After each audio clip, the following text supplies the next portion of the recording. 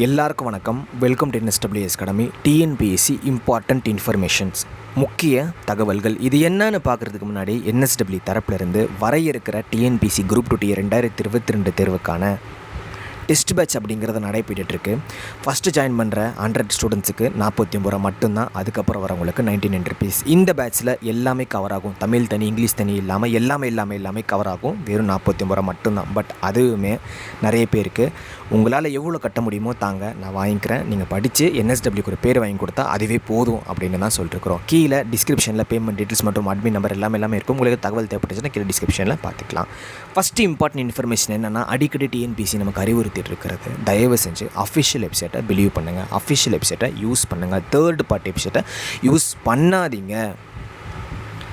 அதே போல் நிறைய பேர் என்கிட்ட சொல்கிறது என்னென்னா, ப்ரோ அப்ளிகேஷன் பண்ணேன், அது தப்பாச்சு, இது தப்பாச்சு, ஃபோன் பண்ணேன் ஆனால் ரெஸ்பான்ஸ் பண்ண மாட்டாங்க, ஃபோன் பண்ணேன் எடுக்க மாட்டாங்க, ஃபோன் பண்ணுறேன் ஒபே பண்ண மாட்டாங்க அப்படி இப்படிங்கிற. சரி, இப்போ ஃபோன் பண்ணேன் காலையில் 7 மணிக்கு, நைட்டு 9 மணிக்கு, 10 மணிக்கு, 11 மணிக்கு அப்படிங்கிறாங்க.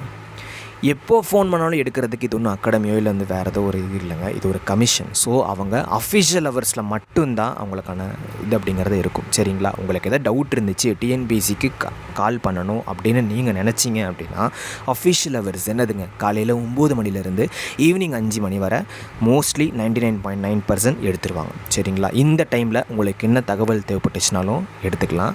சரிங்களா? ஒரு குரூப்பாக தான் வந்து கண்டிப்பாக வந்து அட்டன் பண்ணுவாங்க இல்லையா? அப்படிங்கிறப்போ தமிழ்நாடுக்கே அது ஒரு கமிஷன் தான் இல்லையா? ஸோ அதுக்கேற்ற மாதிரி நிறைய பேரை நியமிச்சிருப்பாங்க. நீங்கள் அந்த அஃபிஷியல் ஹவர்ஸில் நீங்கள் கேட்டுக்கலாம்.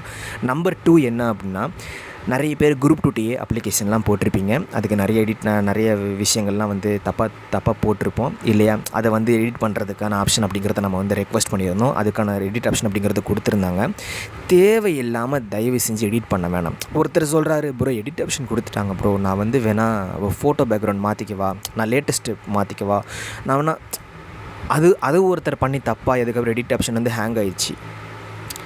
அதனால் என்ன அதாவது என்னன்னாங்க, ரொம்ப இது பண்ண வேணாங்க, ரொம்ப வந்து யோசிக்க வேணாம். நார்மலாக அவங்க என்ன சொல்லியிருக்கிறாங்களோ அதை மட்டும் வந்து நம்ம அப்ளை பண்ணால் போதும். எடிட் ஆப்ஷன் கொடுத்துருக்குறாங்க அப்படிங்கிறதுக்காக நீங்கள் வந்து எதுவுமே ரொம்ப ஓவராக பண்ண வேணாம் அப்படிங்கிற. ஒருத்தருக்கு ஹேங் ஆயிடுச்சு, இப்போ என்ன பண்ணுறதுனே தெரில. அதே போல் நிறைய பேருக்கு ப்ரோ நான் வந்து 1 வருஷம் 2 வருஷம் கழித்து நான் வந்து அப்ளை பண்ணுறேன், நான் அப்ளை பண்ணும்போது என்னால் வந்து அது அப்ளை ஆக மாட்டேங்குது, நான் எவ்வளவோ ட்ரை பண்ணுறேன், TNPSCக்கும் இது கஸ்டமருக்கும் ட்ரை பண்ணுறேன், என்னன்னே தெரில, அப்ளையே ஆக மாட்டேங்குது அப்படிங்கிற மாதிரி விஷயத்த நேற்று நைட்லேருந்து நிறைய பேர் பதிவு செஞ்சுட்ருக்குறாங்க. மேபி அது நெட்வொர்க் எரராக இருக்கலாம், இல்லை சர்வர் எரராக இருக்கலாம், இல்லை வந்து பிஸியாக இருக்கலாம். ஸோ ப்ளீஸ் வெயிட், ஓகேவா? Please weight. மார்ச் 23 வரை அப்ளிகேஷன் நம்ம போட்டுக்கலாம். கொஞ்சம் பொறுமையாக இருங்க. உங்களுக்கு எது டவுட் இருந்துச்சு அப்படின்னா அஃபிஷியல் ஹவர்ஸில் அவங்கள காண்டாக்ட் பண்ணுங்கள். நிறைய பேர் கேட்குற இம்பார்ட்டண்ட் இன்ஃபர்மேஷன் என்னென்னா, ப்ரோ நான் OTRக்கு ஒரு நம்பர் யூஸ் பண்ணேன், ஆனால் அந்த நம்பரு தொலைஞ்சிருச்சு, மிஸ் ஆயிடுச்சு, ரிஜெக்ட் ஆயிடுச்சு. இப்போது திரும்பி அதை நான் OTR வந்து போடும்போது அந்த நம்பர் கேட்குறாங்க, ஆனால் அந்த நம்பருக்கு கோடு வரணும், அது என்கிட்ட கிடையாது. சரி, புதுசாக போடலாம் அப்படின்னு பார்த்தீங்கன்னா அதுவுமே போட முடியல. இது ஒரு இம்பார்ட்டன்ட் இன்ஃபர்மேஷன். அதை நானே என்னங்கிறத நான் கண்டிப்பாக ட்ரை பண்ணி கேட்டு ஒரு வீடியோவாக இல்லை நான் குரூப்பில் நான் கண்டிப்பாக வந்து நான் அது என்னென்னு ஷேர் பண்ணுறேன். சரிங்களா? அதே போல் OTR அண்ட் ஆதார் அப்படிங்கிறத குரூப் 2 மட்டும்தானா அப்படின்னு கிடையாது. TNPSC ஃபீல்டுக்குள்ளே நீங்கள் வந்துட்டீங்க அப்படின்னா அனைத்து தேர்வுகளுக்குமே OTR ஆதார் அப்படிங்கிற தேவை. இப்போ பார்த்தீங்களா, குரூப் 2 எவ்வளவோ தடவை சொல்லி அறிவுறுத்தியாச்சு, OTR ஃபஸ்ட்டே போடுங்கப்பா.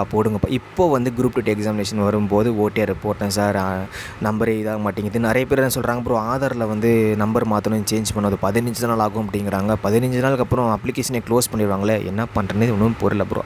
அதுதான் எதையுமே வந்து பிகினிங்கில் பண்ண சொல்கிறதுக்கு காரணம் அதுதாங்க. சரிங்க? அது இந்த PSTM அப்புறம் வந்து உங்களுக்கான ப்ரிஃபரன்ஸ் எல்லாம் நிறைய சர்டிஃபிகேட்லாம் நீங்கள் எடுக்க வேண்டியது இருக்கும்.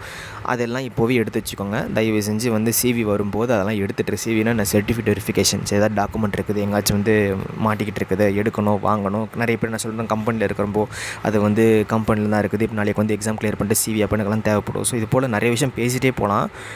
ஒரே ஒரு முடிவு மட்டும்தான், அஃபிஷியல் ஹவர்ஸில் உங்களுக்கு என்ன இம்பார்ட்டன்ட் இன்ஃபர்மேஷன் வேணுமோ அதை அஃபிஷியல் ஹவர்ஸில் அவங்கக்கிட்ட கேளுங்க. எடிட் ஆப்ஷனை ரொம்ப தேவையில்லாமல் யூஸ் பண்ண வேணாம்னு நினைக்கிறேன். இது ஒரு சஜஸ்ட் பண்ணுறேன். ரொம்ப ஏன்னா ஒரு சில பேர் அதான் சொல்கிறாங்க, ப்ரோ எடிட் ஆப்ஷன் நான் பண்ண ப்ரோ, இதுக்கு முன்னாடி நல்லா தான் ப்ரோ இருந்துச்சு, சரி நம்ம லேட்டஸ்ட்டு ஃபோட்டோ வந்து அப்டேட் பண்ணலாமே அப்படிங்கிற மாதிரி அப்டேட் பண்ண அது வந்து இதாகிடுச்சு ப்ரோ, என்னன்னே தெரில. ஆனால் நிறைய பேர் நைட்லேருந்து அப்படி தான் சொல்லிட்டுருக்காங்க, அப்ளை பண்ண முடியல அப்படிங்கிற மாதிரி சொல்லிட்டுருக்காங்க.